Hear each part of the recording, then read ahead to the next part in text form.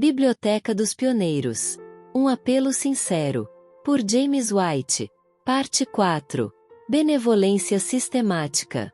Nosso sistema de arrecadação de fundos para o sustento da causa é equitativo em seu funcionamento e será amplo em seus resultados.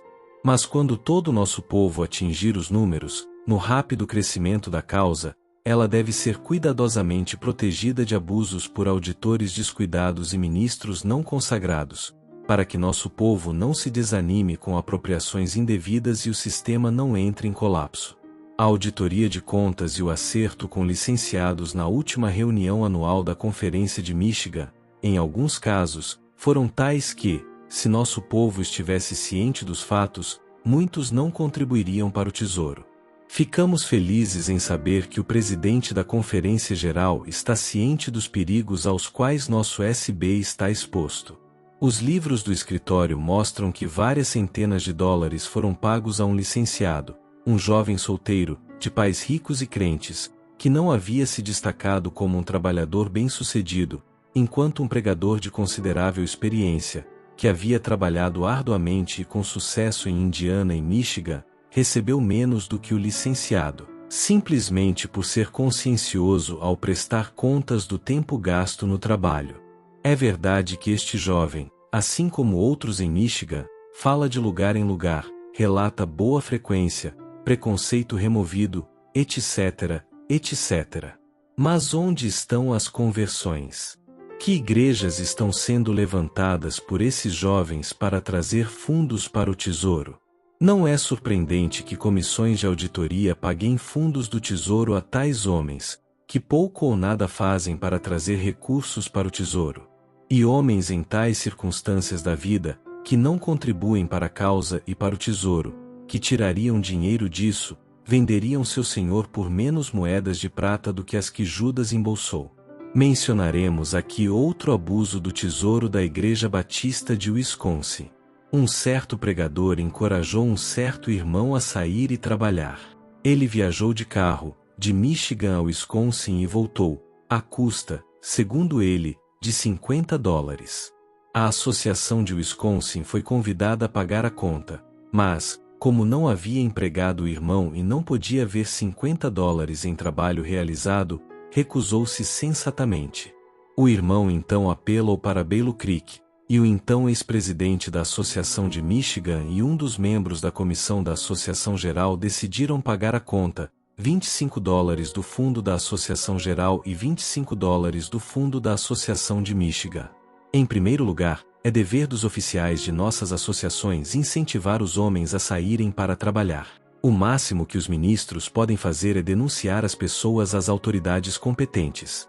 E, em segundo lugar, os homens devem sair em suas primeiras viagens a pé ou com seu próprio transporte particular, perto de casa, às suas próprias custas. E, em terceiro lugar, agradecemos a Deus pela coragem da Conferência Geral em decidir que os 2 funcionários que pagaram o dinheiro dos 2 fundos deveriam devolver as quantias de seus próprios bolsos ao tesouro. Como povo, devemos ter zelo pela verdade, justiça e retidão. Nossos ministros eficientes, que trabalham, estudam, se tornam obreiros e são bem-sucedidos, especialmente aqueles que estão sobrecarregados com os fardos da causa, devem ser plenamente sustentados. Nossos jovens devem ser encorajados a se tornarem homens fortes na obra. E todos os licenciados devem ser orientados e encorajados a seguir um curso para se tornarem homens de Deus e obreiros bem-sucedidos. Mas aqueles que não têm o coração para se aventurar, suportar dificuldades e desânimos, e ainda crer e esperar até que Deus lhes dê sucesso, o que os colocará na confiança de nosso povo, não são dignos de receber fundos que foram sagradamente consagrados à causa. E sugerimos que, antes de pagar dinheiro do tesouro, as comissões de auditoria fariam bem em levar em conta a quantidade de trabalho efetivamente realizado e a quantidade de bem realizado, as circunstâncias e necessidades reais do ministro, e o número de dependentes em sua família, se ele mantém a casa e entretém outras pessoas, e tem grandes despesas domésticas, ou se ele e sua família vivem dos irmãos e não têm despesas domésticas. O valor total do SB pago por todo o nosso povo, conforme consta no último relatório da Conferência Geral, é de $30.687. Não é difícil demonstrar que, de acordo com o plano adotado por nosso povo, a soma total não deve ser inferior a $75.000. A Conferência da Nova Inglaterra deve se aproximar mais dos valores do Plano SB que adotamos do que qualquer outra. Essa conferência tem desfrutado por mais tempo do funcionamento legítimo da Sociedade de Tratados e Missionários. E sendo este um dos ramos do trabalho da sociedade, seus oficiais têm aproximado os valores do plano mais do que os de qualquer outra conferência. Essa conferência custa em média $10 para cada membro. E afirmamos, em parte com base em conhecimento pessoal e em parte com base nas opiniões de juízes competentes, que os membros da Associação da Nova Inglaterra não se igualarão, em termos de patrimônio, aos membros de nossas conferências em geral. Mas suponhamos que eles se igualem em patrimônio aos outros. Então, se outros apresentassem seus valores tão próximos do plano quanto a Associação da Nova Inglaterra, o valor médio para todos os membros seria de $10. O número de membros informado no último relatório é de 5.875. Se cada um deles contribuísse para o Tesouro, neste ano da conferência, com o mesmo número de membros da Associação da Nova Inglaterra, a soma total seria de $58.750. Mas há não menos de 10.000 adventistas do sétimo dia nos Estados Unidos. E não há razão para que nossos numerosos amigos dispersos, que não são membros de igrejas, se isentem de adotar o plano de SB. Se todos os nossos membros aderissem ao plano e atingissem os valores nele estabelecidos, o valor não seria inferior a $75.000 anuais. Agora, quem assumirá a tarefa de elevar todo o nosso povo aos números? Nossos pregadores têm outro trabalho em suas mãos, mais adequado à sua vocação. E os presbíteros e diáconos de nossas igrejas mantêm um relacionamento tão próximo com suas igrejas que torna esse trabalho, pelo menos em muitos casos, delicado para eles. Quem, então, são as pessoas adequadas para realizar esse trabalho? A resposta a essa pergunta está à mão. Os oficiais de nossas sociedades missionárias e de tratados são as pessoas certas para se encarregarem dele. É seu dever verificar se os membros de nossas igrejas, e os irmãos dispersos, na medida do possível, alcançam ou não os números do plano de SB. Que sejam eleitos para os cargos os homens que tenham a coragem de realizar esse trabalho, o bom senso e a piedade para fazê-lo de maneira harmoniosa com o nome, Benevolência Sistemática.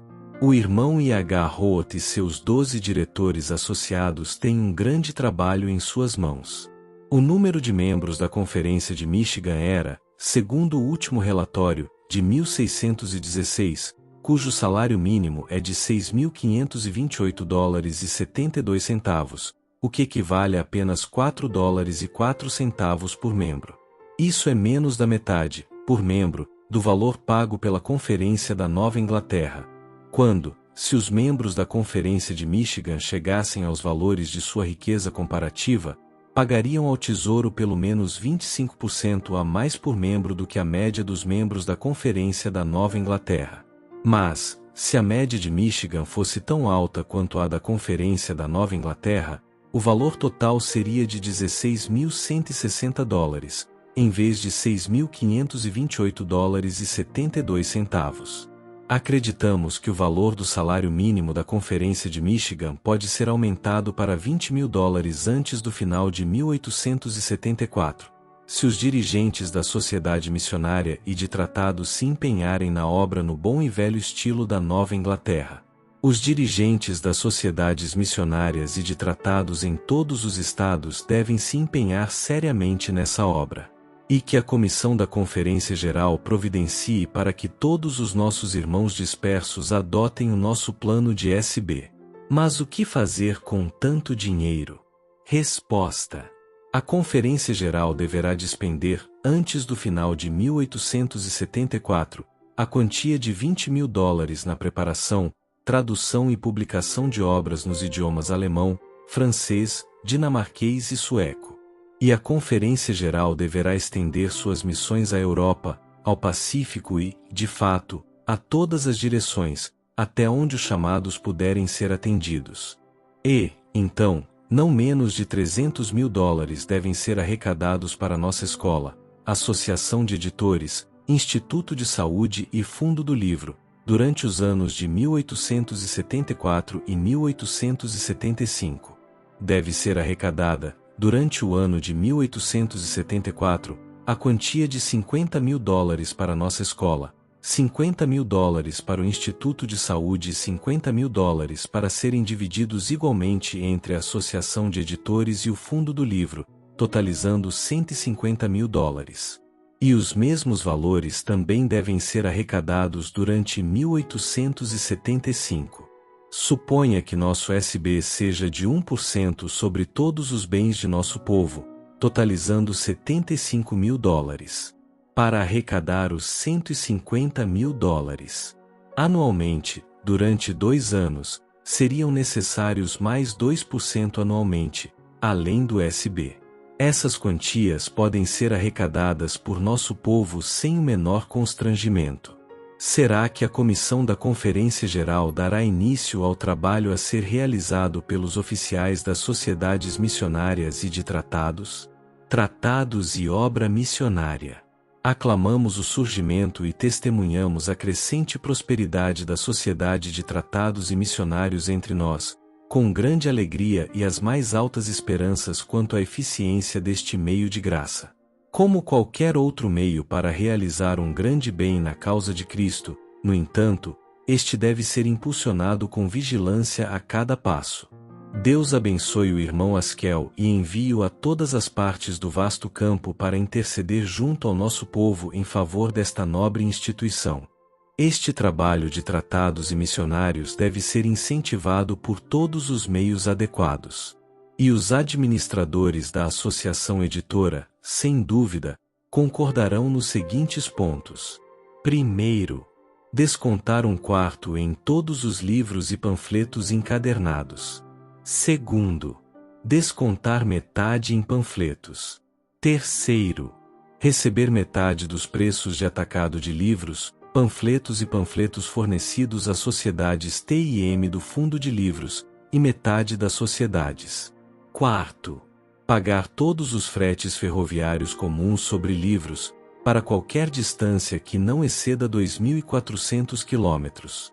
As taxas expressas sobre os livros devem ser pagas pelo recebedor.